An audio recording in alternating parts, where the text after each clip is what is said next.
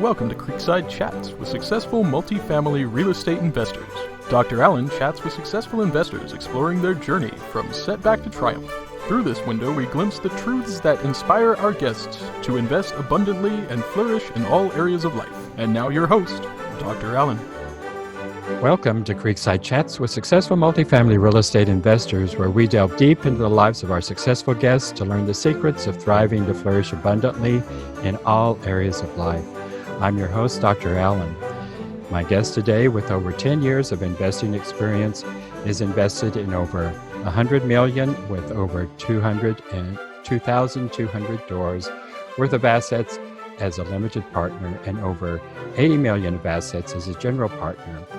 Prior to real estate, she spent 19 years as a technology professional and brings strong analytic problem solving and presentation skills from her technology background. She is primarily focused on multifamily, but is actively exploring other asset classes. Welcome to the show, Kavitha Baratakke. Thank you, Alan. Thanks for having me. Thank you for being here, Kavitha. Let's get to know Kavitha. So I like to start with, and I do with most all of my guests, by taking you back down the road to childhood. And tell us if you can bring to mind a particular childhood memory that as you look back on it, you go, yeah, that was a formative experience in my life. So tell us about that time. Sure.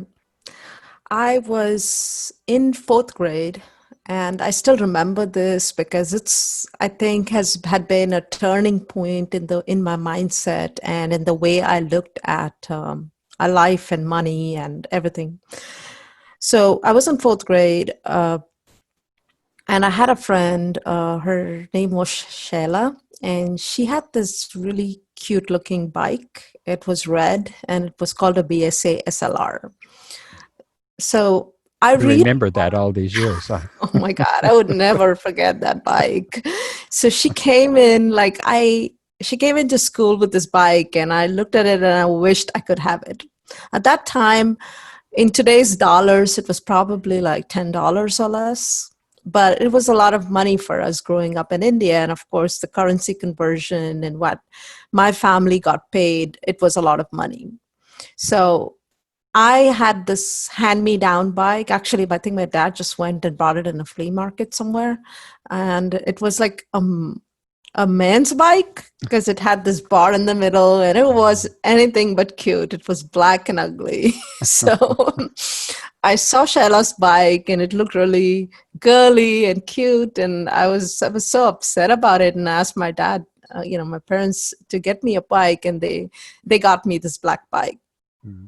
And it sort of made me realize and actually want that I would never want something and not have it in my life. It was, in that sense, I think it completely changed my mindset about wanting and how I would translate that in my own life. So I think at that very young age, what was I, 9 years old, I decided there was nothing in my life as when I grew up that I would want and not have.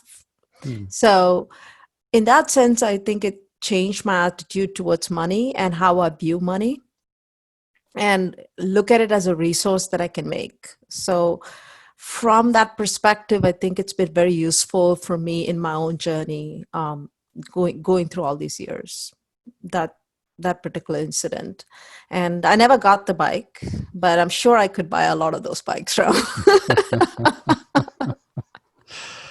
I'm sure you probably could. I think that is certainly an interesting realization. The thing that I guess is astonishing to me is that rather than that placing in your mindset a mindset of scarcity, somehow or the other, it placed in your mind a mindset of abundance, which I think is unusual. So can you digest that a little bit and talk about how it is that you develop that mindset of abundance as opposed to scarcity? I've thought about it quite a bit, and honestly, I didn't understand this whole mindset versus of Sure. abundance versus scarcity until I attended Tony Robbins' seminar Mm. years later. I probably was in my 30s, and I looked back and I said, "How did I decide that I didn't want to focus on what I couldn't get, but instead turned around to focus on I'm never going to feel that feeling again?" And I'm not really sure I have a good answer. I just knew that it was sort of, I think I'm a very determined person. So that determination sort of led me to feel that or think that this is never going to happen again. I will have what I want, and I'm never going to feel the lack of. Um, Also, I have to credit my parents. Even though we didn't have much growing up, they always made us feel like we could get what we wanted when if we worked for it. So I think it was partly that feeling of, okay, maybe we can't get you what you need, but I'm sure you can work for it. So I think the combination of the two made me feel like, okay, this is not going to be me, or this is not the way I want to feel when I grow up. So, how did you how did you end up immigrating from India to the States? So, what happened was my sister met someone in med school. She was in med school, and I ended up following a path in engineering. I did my computer science. And my sister's brother in law was actually in the United States at that time. And he visited us, and it made me realize, oh, I can have a lot of things if I go to the United States. And even before that, when I was in college, I had a few friends whose brothers and siblings were already in the United States. And they would have all these cool shoes and cool clothes from the United States. And you know, in my household, we grew up with not much. We had three kids. So we would get new clothes twice a year. One was like a festival, Indian festival called Diwali, and the Mhm. other one was your own birthday. You would get a new dress for your birthday. So I didn't grow up having like an array of clothes or shoes, but I also saw that a lot of my friends did in college when I was going through my engineering school back home. Mhm. And most of it came from the United States because they had family visiting and bringing them gifts. Mm. So I decided, okay, that's where I need to go to be able to buy things. I think it seemed like an abundant land, and I should somehow make it Uh, there. yeah. Well, I guess there are worse reasons for coming to the United States. So you left India, came to the United States. Did you do that on your own, or? Mhm. Yes. So I graduated college in India, which was my engineering degree. And I worked in a company called Wipro, a very well known company, even here, but an Indian company. And I was there for about 8 months, just enough to buy a plane ticket to here because I didn't have any money. I needed to work for a while to build up the money, cash to even fly here. Wow. And I also got admission. I did my GRE and TOEFL, Hmm. and got came to Texas A&M in College Station because I wanted to really. I don't know if I wanted to do masters as much as figure out a good way to come here, and that just happened to be a A easy student, yeah, a way. student visa is a good way to do that. Yeah. Right, right. And So. also, I was interested in my job. I got interested in networking, computer networking. And there Hmm. was a really good professor here who was doing some really cool research in wireless networks. And at that time, wireless networks were not a thing, right? You had this Hmm. little card that you plugged into your laptop and you carried it around. So, and the laptops were like, Yeah, huge, huge. right? Uh-huh. So that was cool at that time. It was 1998 when I came here. And I figured, that was a good way for me to come learn about this country and improve my skills as well. It's something I enjoyed doing. And I didn't kind of see myself coming here straight to work because I felt like school would be some place where I would assimilate better with people and Hmm. that environment was always, I enjoyed being in school. And I think I kind of missed being in school once I graduated and started working. Yeah, I did too. It's amazing, huh? Yeah. When you're there, all you want to do is graduate. And then you're like, why did I want to graduate again? Exactly. Yes. Well, you just mentioned here the assimilation process here.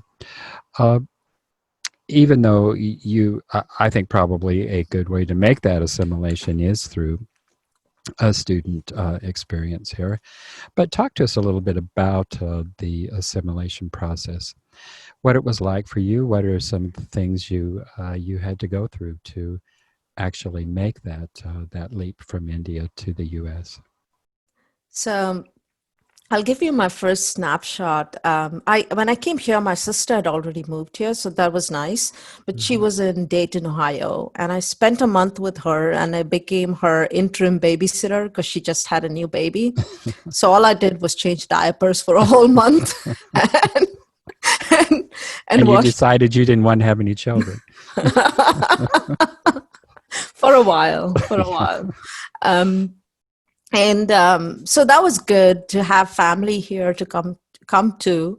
I spent a month there. I came a little bit earlier than when I needed to for my college, and then after that I flew down to Dallas, and I was actually supposed to get dropped or have a ride to College Station, but that person ended up putting me on a Greyhound Okay.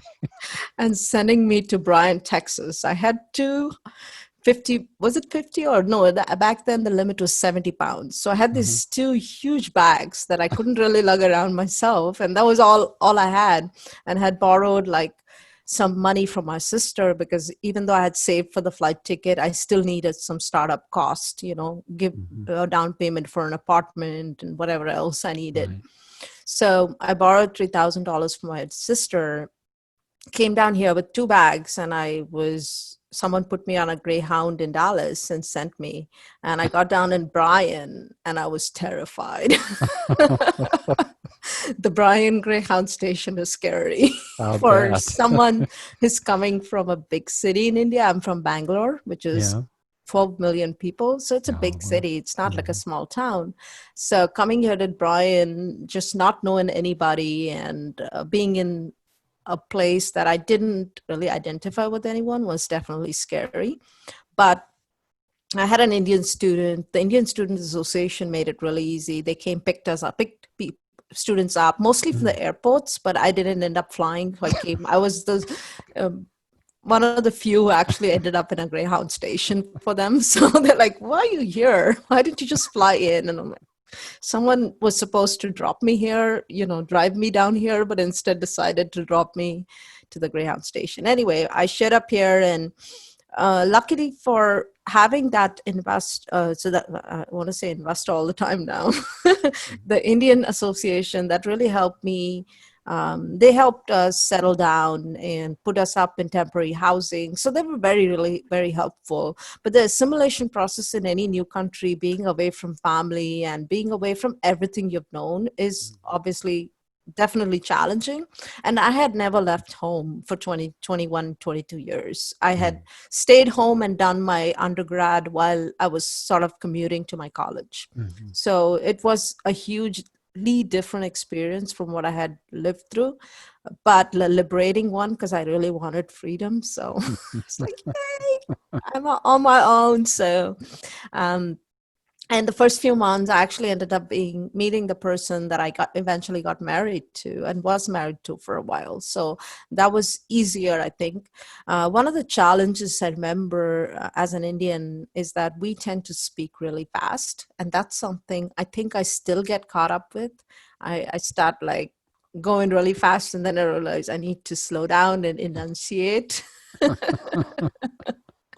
The whole funny things about elevator versus lift, and the whole British Mm-hmm. versus American saying, because Indian English is more British English with the Mm. accent. So all the usual challenges. And I was a teaching assistant, so I really had to work on my speech being here. English is sort of my first language. It's the first language I learned.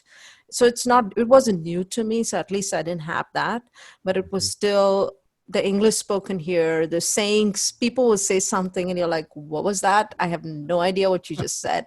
And honestly, I've been here 22 years. I still have those because someone will say something and I'm like, sacred cow, what are you talking about? I have no idea what that meant until maybe a year ago. So Um, so those just tuning in today, my guest today is Kavitha Baratakke, and she is a 10-year veteran in the real estate investment industry, with multiple successes in that last 10 years. We've been talking with Kavitha about her very interesting life from India to the United States, from poverty to prosperity. Kavitha, what was the biggest challenge about the assimilation? could you repeat that? Because you completely cut out. I'm sorry. What was your biggest challenge in the assimilation process? I'd say just being away from family and being in a new culture that I didn't understand anything about and couldn't really relate to in any way. I think one of the things that I've noticed about Indian cultures or Latino cultures as well is that it's a very family oriented culture. So, family and people and connection, we value that over a lot of other things. Whereas I think coming here, and I have changed as well, I think we place more emphasis on materialism, right? More about money and passion and drive and all the good those things. So I think balancing those two, and for me as a young person, I think that was great. But as I'm getting older, I'm realizing I really want to. Family is really at the end of the day. Family and connections are really the most important things for me in my life. So it's been, as a young person, I think you have so much energy and you want to, make yourself successful. And I had all the reasons to want that. So I think I had less assimilation issues because you're young, you're willing to change, and you're willing to grow in whatever environment you're put into. So besides the language and just missing my family, I don't know if I could bring up any other major issues really. And the money, yeah. I mean, you are broke. You're a college student, you're broke. You're That's broke, it. yes. Well, you have certainly transformed that in a very effective and productive way. It's been a very interesting conversation, and fortunately, we're coming to the end of the time here. It seems like we've just begun to get started. There's so many other things I would like to know about you. I have one last question that I ask most all of my guests. Before we get to that, tell our viewers and listeners how they can get in touch with you. So my company is called Cherry Street Investments, and it's Cherry Street spelled out investments.com. I do a lot of webinars and education for investors. And incidentally, the name Cherry Street comes from my college days. The first apartment I lived in was on Cherry Street in College Station. So going into apartment investing, it just seemed natural. That's what my business aim should be. Cool. Yeah. Well, my last question, Kavitha, is when you come to the end of this life's journey, how do you want your epitaph to read? I believe that one of the most important things in my life is to live my life fully and well. And that means not just work, but in other parts of my life as well. So I travel a lot. I do everything once, at least once. I'll never say no to anything. So I'd say a life well lived would be an appropriate one, because it's really important for me to live my life well and to not have any regrets looking back. Well, wonderful. I hope you have a very long and prosperous life, a long time before you have that epitaph written. Thank you so much for being on the show, Kavitha, and I hope we can have future conversations. I'd like to delve into your life even further. So thank you for being here. Thank you so much for having me on, Alan. It was great talking to you, not just about real estate, but about my life. So it was a different conversation, and I enjoyed it. It's been a pleasure.